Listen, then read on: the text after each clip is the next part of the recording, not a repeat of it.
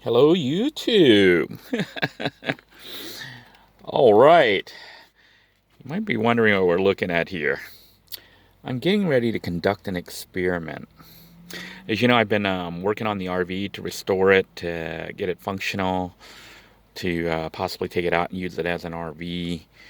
And my goal right now is to eventually try to find some land somewhere where I can park it and use it and live in it.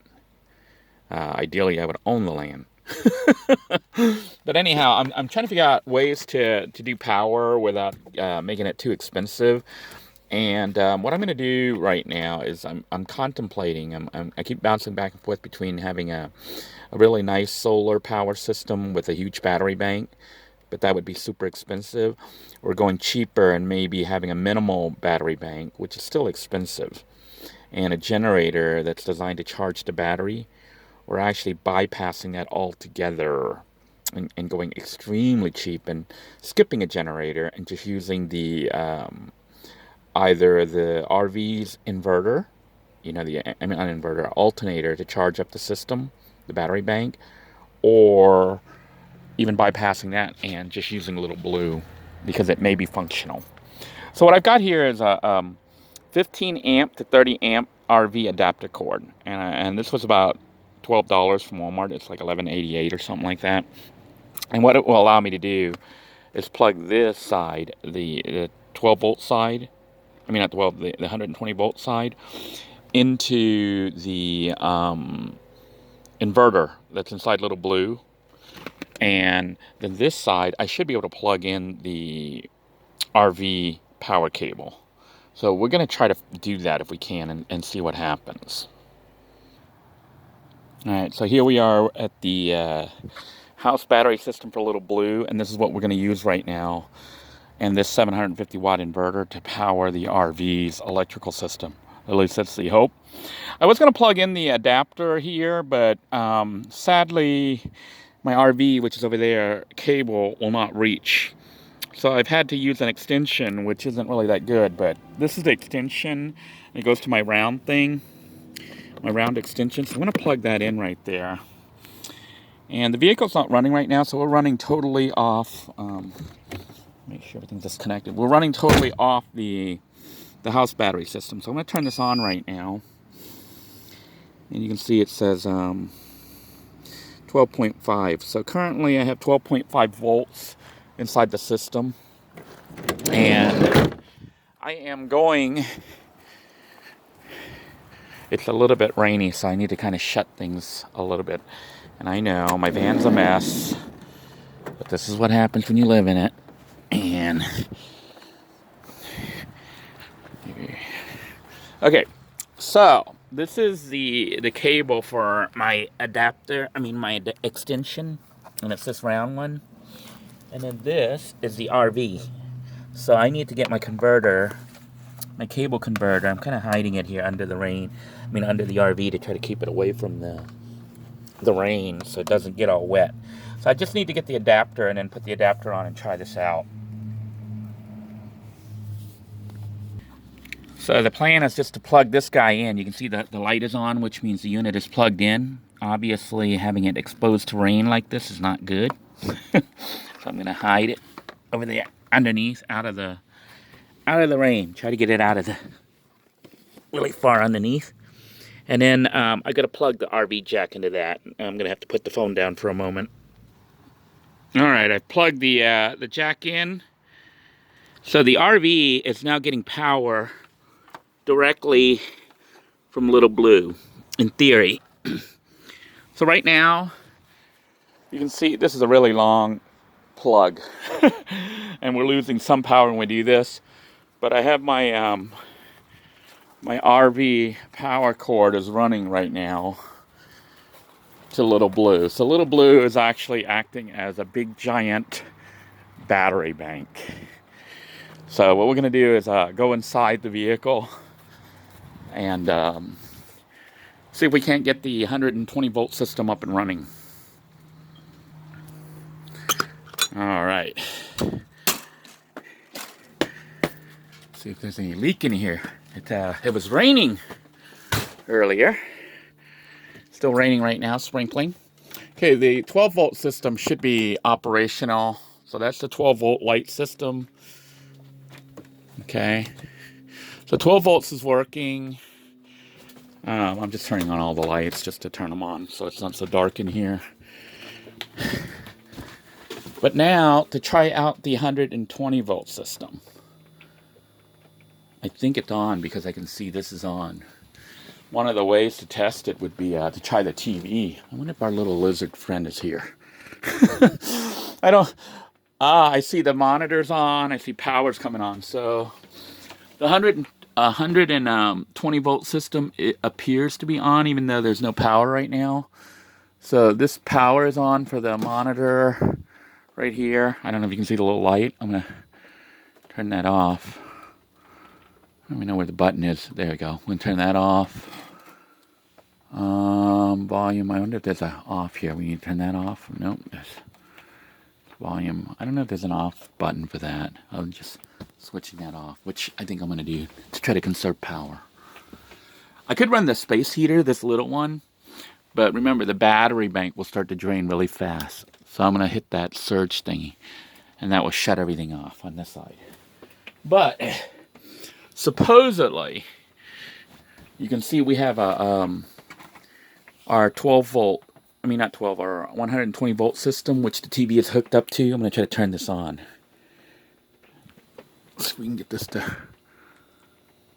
I don't know if the TV's plugged in. TV is, and the TV comes on. Okay. RV is semi-operational. This is VGA mode. We're going to go to source and select TV. It's having an issue here because that thing's in the way. Okay, TV, and see if we can't. We're gonna have to make that so we can access that. So no signal. So I'm getting bad reception over here. Let me see if I can find a channel that comes in. But the good news is the TV appears to be working.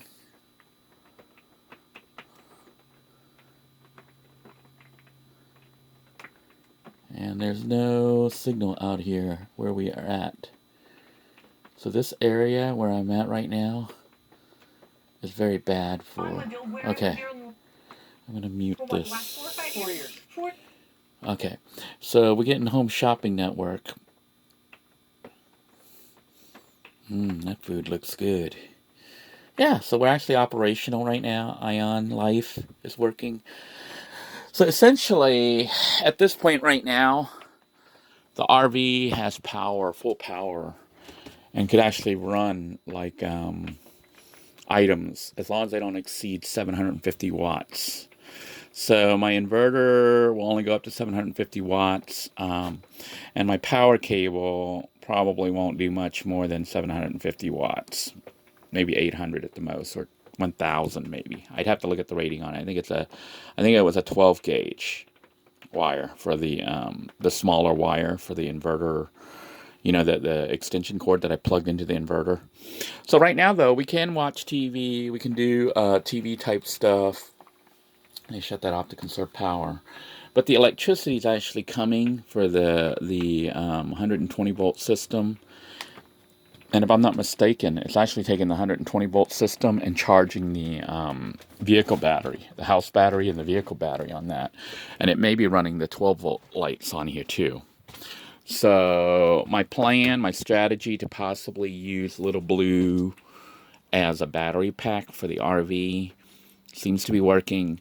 I just don't know how much power it's using or it will be using up. We started at 12.5. I think we're going to go take a look and see what it says. So we'll see how much it went down.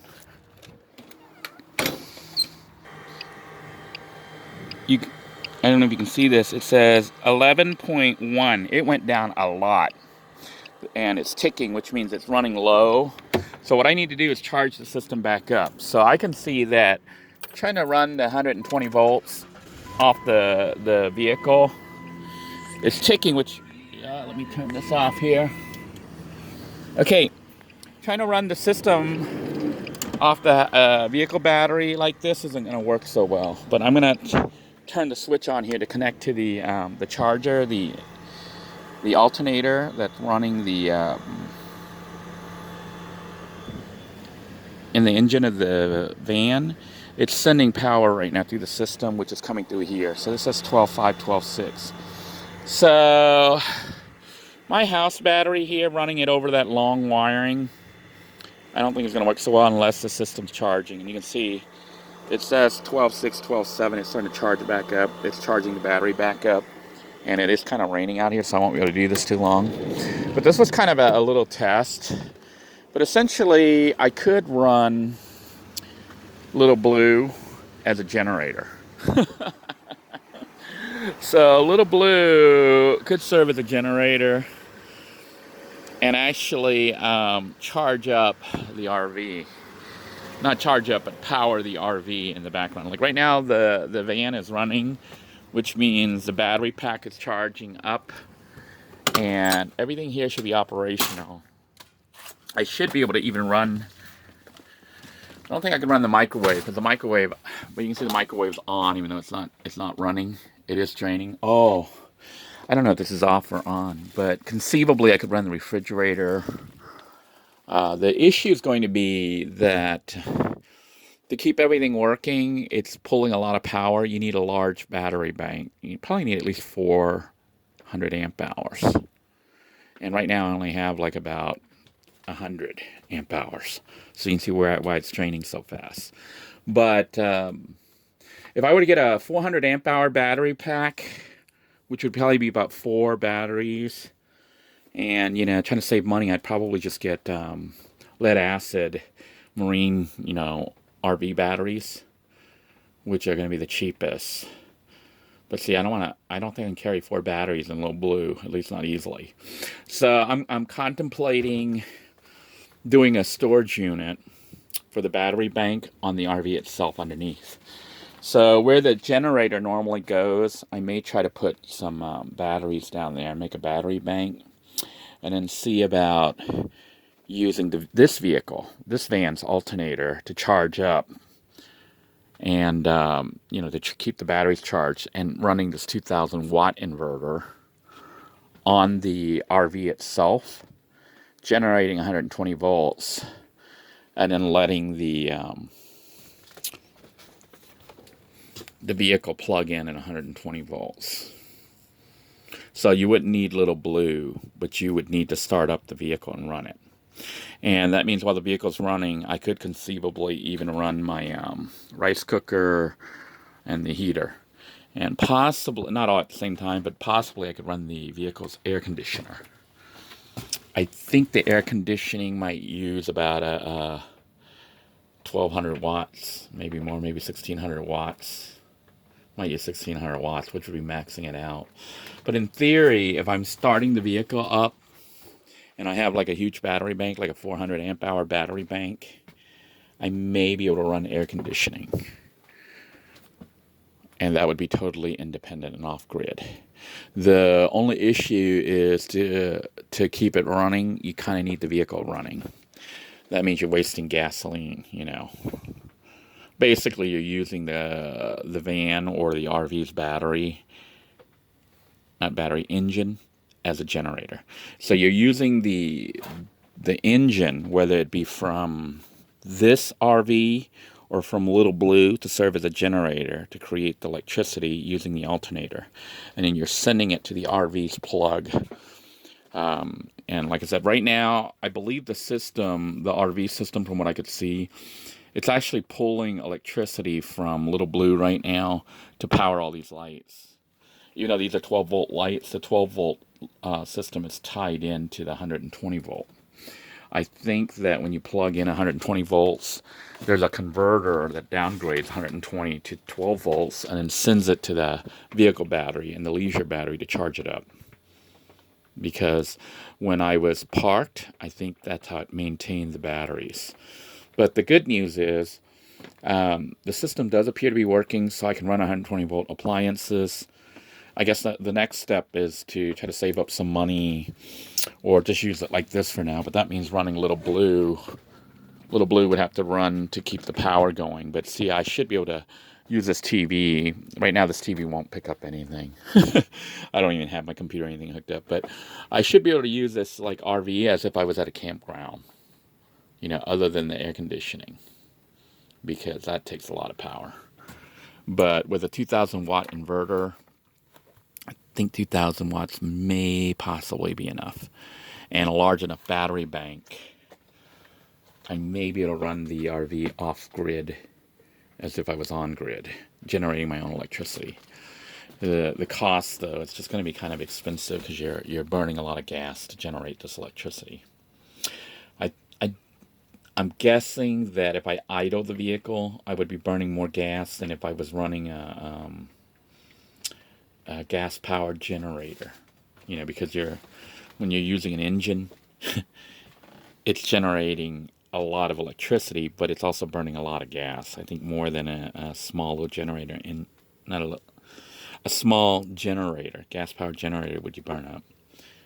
That's what I'm assuming, but it may be worth checking out, because if this was to be used like a totally off-grid system, then it would allow me to just use alternator to charge the battery bank, potentially get solar panels, maybe up to 400 watts. I don't really want to spend too much money on this whole system, but maybe a 400 watt system with 400 amp hours of storage.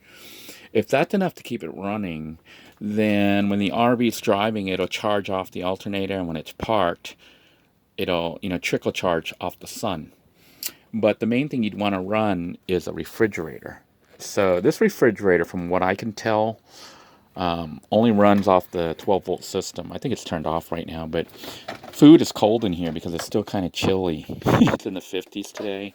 So if I can run the refrigerator, then the RV can store food again. But that you're looking at, I'm looking at, if I were to get a 400 amp hours of batteries, that's about $500 or $600 for a cheap battery pack. So that's already $500 or $600. Then this thing was about another $150 to $200, I think it was, for that. So that's already like $700, $800. And then if you decide to get solar panels, 400 watts, that could be probably another $400 or $500. So it's like more than $1,000 for a small system. But the key to it is that you'd be able to be off grid. But 400 amp hours isn't really that much. What it would mean is, in order to use it, I probably have to run the vehicle when I plan on cooking and stuff. Like when I'm cooking, it'll, if I use electric, that is, which I would want to.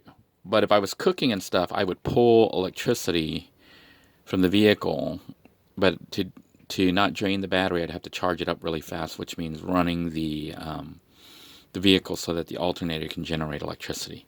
I don't know if that makes sense to you, but it's essentially what we're doing right now. I'm running the vehicle, which is Little Blue right now, and pulling the electricity from Little Blue to use in the RV. But the ultimate plan for me would be to shift what I'm doing with Little Blue to Good Enough. And Good Enough would generate its own electricity, which it could do right now. The issue is installing this inverter. I mean, if I did this right now, I could mount this inverter, and I could pull power directly from the inverter and not even require Little Blue. And this is a 2,000 watt inverter. It's more than twice as strong as the one from Little Blue. But that means it's going to be even less efficient, and will require, basically, I think, more batteries to store the power that we're going to be pulling out. But a 2,000 watt inverter would definitely allow me to run this thing. I think this is like about 1,200 watt. Or is it? Let's take a look. It says 1,100 watts. So this single burner unit is 1,100 watts. It would not run off my 750 watt inside Little Blue, but it should run off a 2,000 watt inverter. And this microwave, I think it's about 700 or 800 watts. So I could microwave something. I wouldn't want to run it all day, but I could cook some food. I think this is probably 1600 watts or 1800 watts at the most. So I could run it. I don't know if it would blow circuits and stuff, but I'd probably have to have the vehicle running because it'd have to be generating electricity. And I also need to monitor the battery bank to make sure it's not drained so low that the batteries are destroyed. So we'll stay tuned for those experiments. At least I'm pretty happy to see that this particular experiment worked. That means in a crunch, if I wanted to, I can run 120 volt appliances in the RV using Little Blue as a giant battery pack. And I can watch TV. I can try to get things working again, you know, as if I was parked at with full hookups. So, in the meantime, I hope everyone's staying safe and managing to keep warm wherever you are. I do think about each and every one of you, especially as I'm looking around and seeing, you know, how cold it was the other day and wet right now, and looking at people even less fortunate than me out there, some of the homeless people out there in the rain, trying to keep themselves dry and warm.